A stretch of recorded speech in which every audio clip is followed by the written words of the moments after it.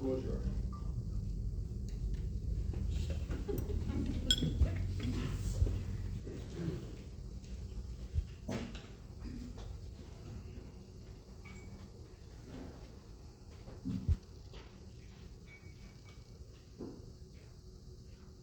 All right, before I get started, I just want everyone to take a moment and appreciate where they are and who they are with. We are too often looking forward to the next thing and forget to appreciate where we are in the moment.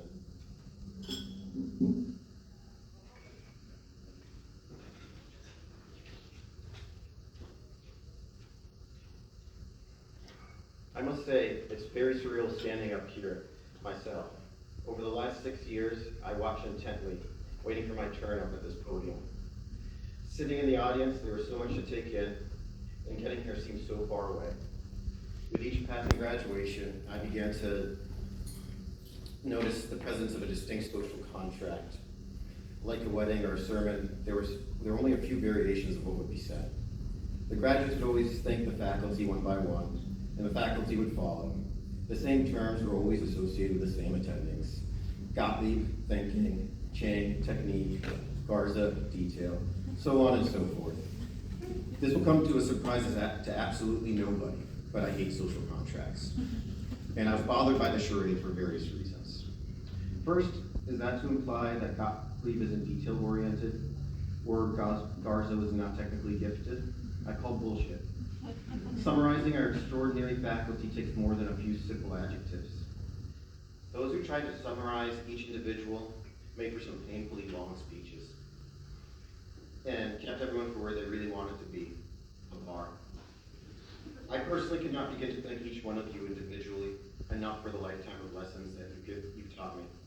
However, I attempted to do so in writing, which you'll find in each of your mailboxes. I'm hopeful that I'll keep my rambling here to a minimum. Until you read your notes, I would like to raise my glass to each of the faculty for an incredible 6 years. I don't have a glass, but.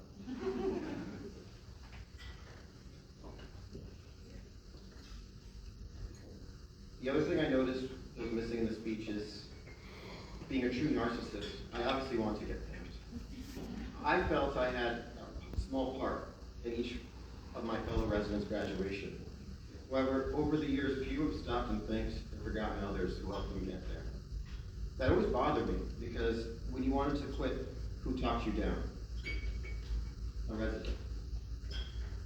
Who covered for you so you could sneak out early and get engaged? A PA.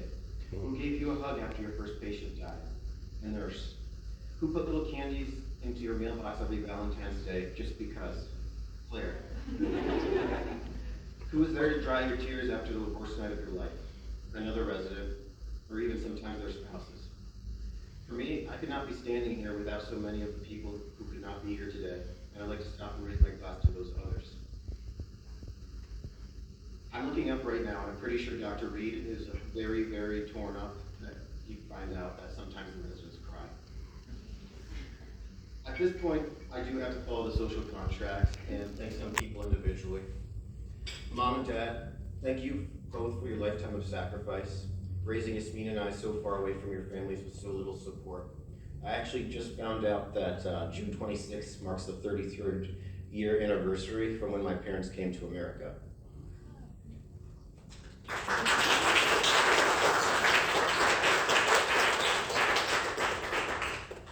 Dad, I can't believe you did your training twice. I barely made it through once. Mom, you gave up so much to deal with the little terror I was as a child. You guys are the real champions. Yasmin, I'm sorry you can't be here. But not everybody is lucky enough to have a sibling be their best friend. Thank you for always being there, and I would not be here without you. Kate, this has been an absolutely challenging year.